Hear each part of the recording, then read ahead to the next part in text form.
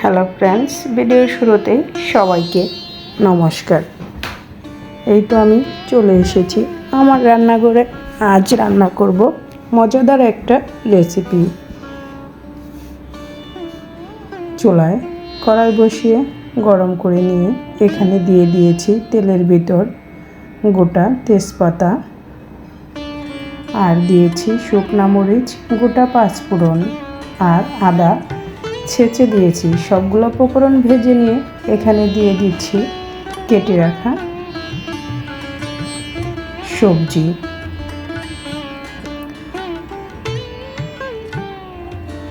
প্রথমে দিয়ে দিচ্ছি আমি আলু আর গাজর, এগুলো দিয়ে নেড়ে চেড়ে ভেজে নিচ্ছি। দিয়ে দিচ্ছি স্বাদ মতো লবণ। আলু গাজর হালকা একটু ভেজে নিয়ে এখানে দিয়ে দিব বাকি সবজিগুলো। কী কী সবজি দিচ্ছি সেটা দেখতে হলে সাথেই থাকো আর দেখতেই থাকো। এই তো দিয়ে দিচ্ছি ডাঁটা ফুলকপি, সিজন শেষ ফুলকপি, তাই তো সিজন শেষের ফুলকপি দিয়ে আবার একটা নিরামিষ তৈরি করে নিলাম। সাথে দিয়ে দিচ্ছি টমেটো। যখন ফুলকপি নতুন উঠে খেতে খুবই ভালো লাগে, আবার সিজন শেষেও খেতে একটু কমই ভালো লাগে, তারপরেও আবার একটু রান্না করে নিলাম। এখন সবগুলো সবজি একসাথে ঢাকনা দিয়ে ঢেকে এভাবে ভালো করে একটু কষিয়ে নেব। যখন সবজিটা কষানো হয়ে যাবে তখন এখানে দিয়ে দিব খুবই অল্প মশলা। দিয়ে দিচ্ছি হলুদ গুঁড়া আর দিয়ে দিব ধনিয়া গুঁড়া। অল্প উপকরণে এই সবজিটা নিরামিষ খেতে খুবই সুস্বাদু হয়। ধনিয়া গুঁড়ার সাথে আছে এলাচ দারচিনির গুঁড়া। এখন মশলার সাথে সবজিগুলোকে আবার একটু কষিয়ে নিচ্ছি।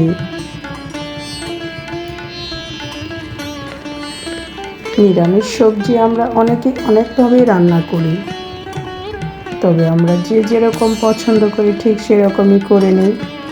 আর নিরামিষ সবজির টেস্টটা একটু বাড়ানোর জন্য দিয়ে দিলাম 1 টেবিল চামচ চিনি। সবজি যখন কষানো হয়ে গিয়েছে তখন জলটাও দিয়ে দিয়েছি।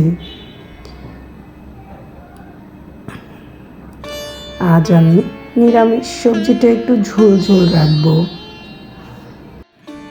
ঝোলটা যখন ফুটে আসবে তখন দিয়ে দিব আমি এখানে ফ্রোজেন করে রাখা পনির, অরিজিনাল খাঁটি গরুর দুধের পনির, যা বাড়ি থেকে তৈরি করে আমার মাসি বৌদি পাঠিয়ে দিয়েছে।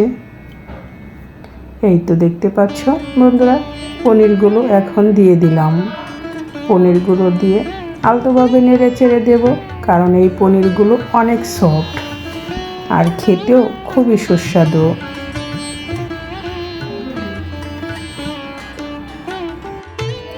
আর নামানোর আগে দিয়ে দিব জিরা গুঁড়া।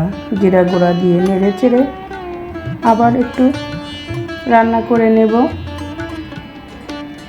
এই তো বন্ধুরা দেখতে পেলে ফুলকপি, ডাঁটা, আলু আর পনির দিয়ে মজাদার একটি রেসিপি কেমন হলো আজকের রেসিপিটি অবশ্যই কমেন্টস করে জানাবে।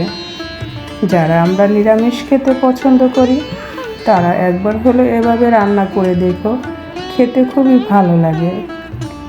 আমার নিরামিষ রান্নাটা হয়ে গিয়েছে। আর নামানোর আগে দিয়ে দিচ্ছি একটু ধনিয়া পাতা।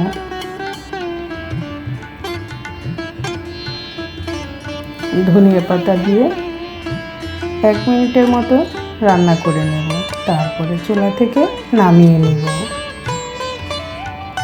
সবজিটা দেখতে যতটা সুন্দর হয়েছে খেতেও ঠিক ততটাই সুস্বাদু হয়েছিল।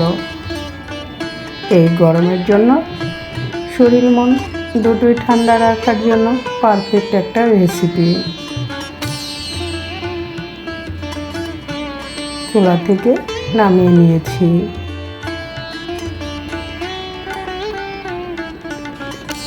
তরকারিটা চুলা থেকে নামিয়ে নিলাম। আর তেজপাতাগুলো আমি এখন ফেলে দিচ্ছি, কারণ তেজপাতার গুণাগুণটা নিরামিষ তরকারির ভিতর চলে গিয়েছে, তাই তো আমি উঠিয়ে ফেলে দিলাম। দেখতেই পাচ্ছ তরকারিটা কতটা সুন্দর হয়েছে। যদি তোমাদের ভালো লাগে একবার হলেও ট্রাই করো পনির দিয়ে। আর বছর শেষের সিজন শেষের ফুলকপি, গাজর, আলুর ডাঁটা দিয়ে এই রেসিপিটা। আর রান্না করে নিব আজ মজাদার পুঁটি মাছ ফ্রাই।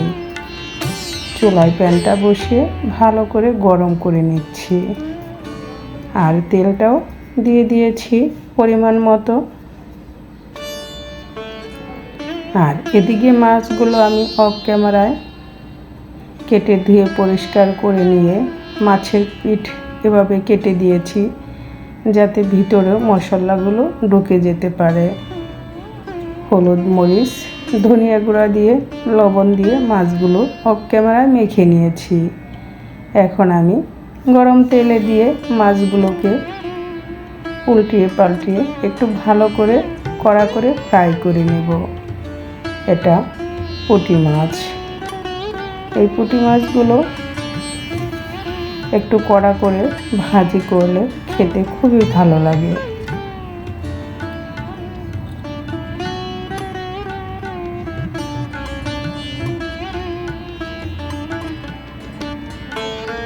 এটা বিদেশি সরপুঁটি মাছ নয়, এটা দেশি পুঁটি মাছই এখন চাষ করা হয়।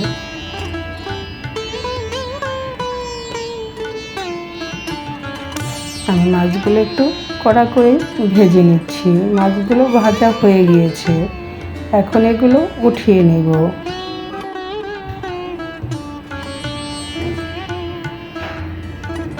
আর এই অবশিষ্ট তেলে দিয়ে দিব আমি অফ ক্যামেরায় কেটে নিয়েছি পেঁয়াজ কুচি। আমি পেঁয়াজগুলো অফ ক্যামেরায় অবশিষ্ট তেলে ভেজেও নিয়েছি। আর এখন ভেজে রাখা পুঁটি মাছগুলো, পেঁয়াজগুলো যখন একটু হালকা ব্রাউন কালার হয়ে আসছে, তখন পুঁটি মাছগুলো দিয়ে আবার নেড়ে চেড়ে এভাবে ভেজে নিচ্ছি। গরম গরম ভাতের সাথে এমন একটা পুঁটি মাছ ভাজি হলে কেমন হয় বন্ধুরা বলো।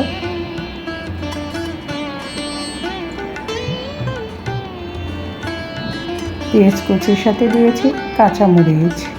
কাঁচামরিচ দিয়ে এখন নেড়ে চেড়ে মাছগুলো এভাবে উল্টিয়ে পাল্টিয়ে পেঁয়াজের সাথে ভেজে নিচ্ছি।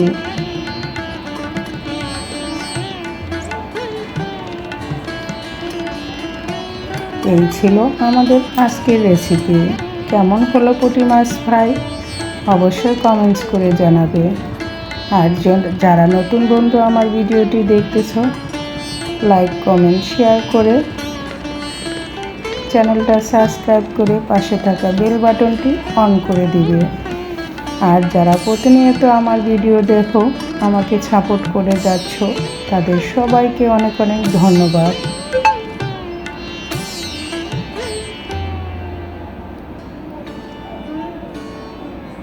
এই তো মাছ পেঁয়াজ দিয়ে ফ্রাই করা শেষ, এখন চুলা থেকে নামিয়ে নেব। আমি তেলগুলো একটু ঝরিয়ে নেব, কারণ মাছ আর পেঁয়াজ এক ছাটে এভাবে রেখে দিলে তেলগুলো নিচে চলে আসবে। তারপরে মাছগুলো উঠিয়ে নেব।